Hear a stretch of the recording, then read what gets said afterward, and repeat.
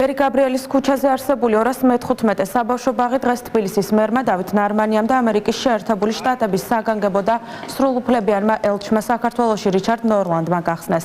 ბაღი, რომლის რეკონსტრუქციაც ამერიკის შეერთებული შტატების მთავრობის თავდაცვის დეპარტამენტის ევროპული სარდლობის მიერ დაფინანსდა, შეზღუდული შესაძლებლობის მქონე ბავშვებისთვის სრულად არის ადაპტირებული.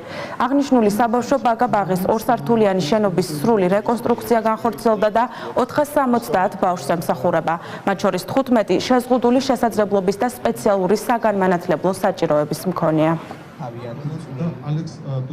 Მშვენიც ისევე როგორც სხვა ჩვენი მხარდამჭერი საერთაშორისო თუ ადგილობრივი ორგანიზაციები ყველაფერს გავაკეთებთ იმისაც, რომ ჩვენს პატარებს ჰქონდეთ უკეთესი პირობები. ეს ბაღი სრულად არის ადაპტირებული იმისათვის, რომ შეზღუდული შესაძლებლობის მქონე ბავშვებმა აქ თავისუფლად შეძლონ გადაადგილება და სრულად იყვნენ იმ სივრცეში ინტეგრირებული.